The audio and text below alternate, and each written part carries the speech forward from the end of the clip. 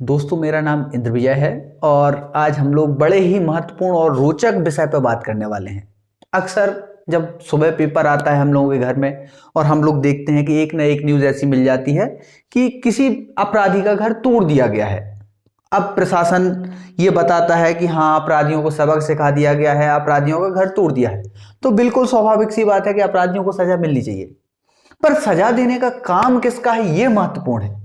भाई, सजा क्या प्रशासन देगा या सजा देने का काम न्यायपालिका का है? ये बड़ा कंफ्यूजिंग क्वेश्चन है, क्योंकि अभी तक तो हम लोग यही सुनते थे कि सजा देना तो न्यायपालिका का काम है। हो सकता है कि कई बार न्यायपालिका अपना काम बहुत अच्छे से ना कर पाई हो, बहुत सारे लोगों को लगता हो कि सजा प्रशासन को देना चाहिए। पर कानून कहाँ है ऐसा कि जो आप जाके किसी का घर गिरा दें? और हम लोगों ने देखा है अक्सर कि रात में नोटिस चिपका दिया गया, सुबह घर तोड़ दिया गया। ये तो कानून की दृष्टि में सही नहीं है। ऐसे में तो जंगल राज आ जाएगा। तो इसी विषय पर हम लोग बात करेंगे। As a law student, as a आम नागरिक, आप लोगों को इन सब चीजों के बारे में पता होना चाहिए। इसी मुहिम को आगे बढ़ाते हुए एक महत्वपूर्ण निर्णय की हम लोग चर्चा कर रहे हैं। थंबनेल में आप लोग देख चुके हैं कि कोई बड़ा निर्णय आ चुका है। तो यहां गुवाहाटी हाईकोर्ट ने बड़ा प्यारा निर्णय दिया है और बड़ा और विस्तृत निर्णय दिया है। क्योंकि आप लोगों को पता है कि आजादी के समय भारत जो है एक पुलिस स्टेट हुआ करता था। पुलिस स्टेट का मतलब यह है कि पुलिस अपनी मनमानी कर सकती है और पुलिस कुछ भी कर सकती है। जंगल राज पुलिस के द्वारा एक तरीके से देखा जाए तो भारतीय नागरिकों को शासित किया जा रहा था। ऐसा ही कुछ अब देखने के लिए मिल रहा है, क्योंकि कानून का काम कानून करे, प्रशासन का काम प्रशासन करे। प्रशासन का काम क्या होता है? लॉ एंड ऑर्डर मेंटेन करना। पर अपराधियों को सजा देना न्यायपालिका का काम है। तो गुवाहाटी हाईकोर्ट की जो चीफ जस्टिस हैं, माननीय आर.एम. छाया, तो आर.एम. छाया जी जो हैं, इन्होंने बड़ी प्यारी टिप्पणियां की हैं। तो उन टिप्पणियों को हम लोग डायरेक्ट कर लेते हैं, फिर हम केस का नाम भी बताते हैं आपको। तो इसमें जो है इन्होंने बोला है, मुझे किसी भी आपराधिक न्यायशास्त्र से दिखाइए कि किसी अपराध की जांच के लिए पुलिस बिना किसी आदेश के एक व्यक्ति को उखाड़ सकती है या बुलडोजर चला सकती है। तो इनका यही है कि भाई, कानून में कहां लिखा हुआ है कि पुलिस को बुलडोजर चलाने का अधिकार है? नहीं है ना। अतिक्रमण तोड़ सकता है प्रशासन, पर पुलिस किसी अपराधी का घर कैसे तोड़ सकती है? सजा मिल जाए, यदि सजा ऐसी कोई है, वैसे हम लोग आईपीसी पढ़े हैं, भारतीय दंड संहिता, तो किसी अपराधी का घर गिराने की परमिशन भारतीय दंड संहिता नहीं देती है। ठीक है। इसके बाद इन्होंने अपनी टिप्पणी को थोड़ा सा और आगे बढ़ाया है, जो पुलिस स्टेट से बिलोंग करती है। मतलब पुलिस स्टेट को रोकने के लिए इनकी टिप्पणी बहुत बहुत ज्यादा महत्वपूर्ण है। इन्होंने आगे कहा है, इसके लिए आपको अनुमति की आवश्यकता है। आप किसी भी जिले के एसपी हो सकते हैं, यहां तक कि आईजी, डीआईजी या जो भी सर्वोच्च अधिकारी हो, उन्हें कानून के दायरे से गुजरना पड़ता है। मतलब कानून से बड़ा कोई नहीं है। केवल इसलिए कि वे पुलिस विभाग के मुखिया हैं, वे किसी के घर को नहीं तोड़ सकते।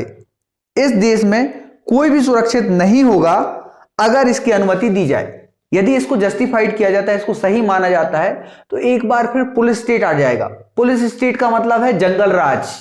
पुलिस चाहे कुछ भी कर सकती है। आज हम लोग देखते हैं कि पुलिस के पास एब्सोल्यूट पावर नहीं है।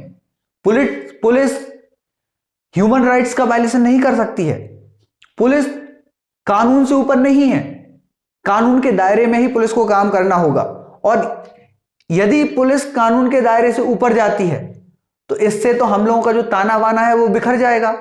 और भारतीय संविधान में जो मानक स्थापित किए गए हैं, उन मानकों से तो हम लोग बाहर चले जाएंगे।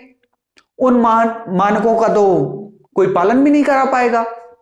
तो इसीलिए न्यायपालिका की जब ऐसी टिप्पणियां आती हैं, तो लगता है कि हां, केवल न्याय होता नहीं है, न्याय होते हुए दिखता भी है। इन्हीं को बोला जाता है स्पीकिंग जजमेंट। स्पीकिंग जजमेंट मतलब केवल जजमेंट नहीं है, ये समाज पर डायरेक्ट इफेक्ट डाल रहा है, प्रभाव डाल रहा है। आगे भी उन्होंने कहा है, प्रक्रिया का पालन करना होगा। एक प्राधिकरण दूसरे प्राधिकरण पर बोझ डाल रहा है। एसपी का प्रतिनिधित्व कौन करेगा? आपका जवाब क्या है? कौन सा कानून ऐसा करने की अनुमति देता है? न्यायालय की पूर्व अनुमति के बिना आप किसी के घर की तलाशी भी नहीं ले सकते। इनका यही बोलना है कि जब आप किसी के घर की तलाशी लेने के पहले भी न्यायपालिका की परमिशन लेते हैं, न्यायालय की परमिशन लेते हैं, तो घर तोड़ना तो बहुत ऊपर पहुंच गए आप।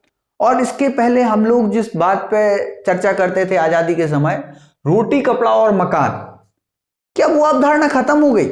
आज वो महत्वपूर्ण नहीं बची है क्या, रोटी कपड़ा और मकान?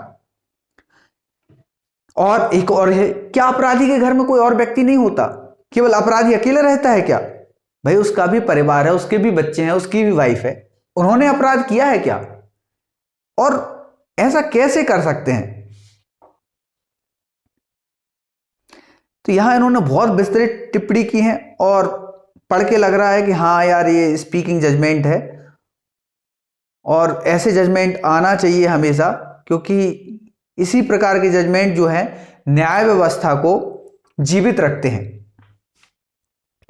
तो ऐसे और भी आपके साथ हम निर्णय शेयर करते रहेंगे, और भी ऐसे निर्णयों पे हम चर्चा करते रहेंगे। बहुत जल्दी इस बारे में हम और चीज़ें भी आपको अपडेट करेंगे। ऐसी और अपडेट पाने के लिए आप चैनल को सब्सक्राइब करें, वीडियो को लाइक करें और हम लोगों का हौसला बढ़ाएं। धन्यवाद। आपका दिन शुभ हो।